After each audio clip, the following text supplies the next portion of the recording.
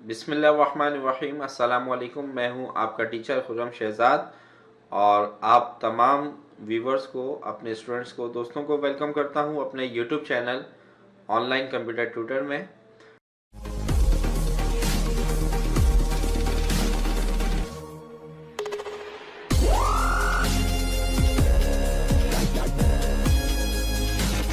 आज हम coral draw की क्लास नंबर 26 में रेक्टेंगल टूल के बारे में पढ़ेंगे। तो आइए स्टार्ट करते हैं कॉरल ड्रॉ और देखते हैं इस टूल का इस्तेमाल किस तरह से किया जाता है। देखें, यहाँ हमारे पास ये रेक्टेंगल टूल, इसको हम सिलेक्ट करेंगे। शॉर्टकट की इसकी F6 होती है। इसको सिलेक्ट करके हम यहाँ पर अपने पेज पर माउस के लेफ़्ट बटन को प्रेस करके जितना हमें इसका साइज़ ड्रॉ करना है वो ड्रॉ कर देंगे। तो ये आपके पास एक रेक्टेंगल बॉक्स बन गया। अब पिक टूल से हम इसको सिलेक्ट करते हैं तो यहाँ आपके पास इस बॉक्स की, इस रेक्टेंगल की प्रॉपर्टीज़ आपको नज़र आ रही हैं, इसके टूल्स नज़र आ रहे हैं। सबसे पहले इसकी लोकेशन एक्स वाई अगर हम यहाँ से चेंज करते हैं इसकी पोजीशन, तो ये देखें वहाँ पे आपको पोजीशन चेंज होती हुई नज़र आ रही है। इसके बाद इसकी विड्थ और हाइट क्या रखनी है, अगर हम यहाँ से चेंज करते हैं तो वहाँ पे आपको चेंज होती हुई नज़र आ रही है। और अगर आप यहाँ से डायरेक्ट भी क्लिक कर देंगे जब भी चेंज हो जाएगी। इसके बाद देखें इसको रोटेट कितना करना है आपने 35 डिग्री पे, तो ये आप इसको रोटेट कर लें। रोटेट मैंने बताया था कि आप किसी भी ऑब्जेक्ट को जब वन टाइम क्लिक करते हैं उस पर एक मरतबा दोबारा से क्लिक करेंगे तो ये रोटेट का बटन आ जाएगा। अब आप माउस के लेफ्ट बटन से इसको रोटेट कर लीजिए, ठीक है, या वहाँ से कर लें जैसे आपको आसानी लगे। इसके बाद एंगल ऑफ रोटेशन ये हो गया। अच्छा, इसके बाद है हमारे पास मिरर हॉरिजॉन्टली और वर्टिकल हॉरिजॉन्टली, ये मैं शेप में बताऊंगा आपको। अच्छा, इसके बाद ये इसके डिफरेंट शेप्स हैं। आपको कॉर्नर, राउंड कॉर्नर चाहिए, आपको स्कैलॉप कॉर्नर चाहिए, या आपको चैम्फर कॉर्नर चाहिए। अब देखें, इसके कॉर्नर को राउंड करने के लिए अगर मुझे इसके राउंड कॉर्नर चाहिए तो मैं इस पर क्लिक कर रहा हूँ और F10 से शेप टूल को सिलेक्ट कर रहे हैं। अब ये जैसे ही आप शेप टूल को सिलेक्ट करते हैं तो आपके पास इस रेक्टेंगल में चारों कॉर्नर पर ब्लैक कलर के नोट्स आ रहे हैं।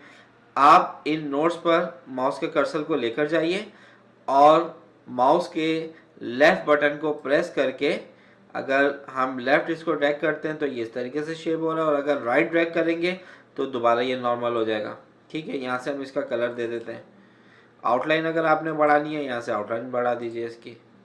ठीक है, बात आ रही है समझ में। तो ये हमने इसका एक ये शेप बना दी। यहाँ से हम दोबारा रेक्टेंगल ले रहे हैं, कलर फिल कर देते हैं इसमें। अब आपको स्कैलॉप कॉर्नर चाहिए, इसको क्लिक किया, शेप टूल पर आए तो ये देखें आउटलाइन इसकी अगर बढ़ानी है यहाँ से आप इसकी आउटलाइन बढ़ा सकते हैं।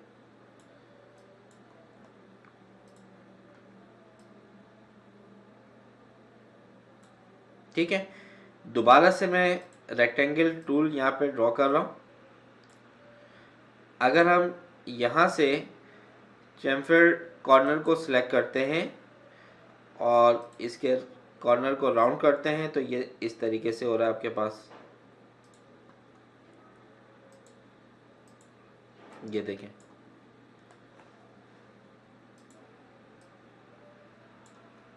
ठीक है। दोबारा से मैं यहाँ से एक रेक्टेंगल टूल ले रहा हूँ।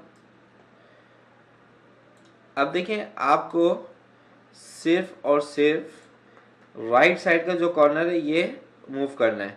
तो यहाँ पे देखें ये आपके पास लॉक बना हुआ आ रहा है, इसको अनलॉक कर देंगे और ये आपके पास टॉप कॉर्नर, उसका बॉटम कॉर्नर, ये टॉप का लेफ़्ट, टॉप का राइट, बॉटम का लेफ़्ट, बॉटम का राइट।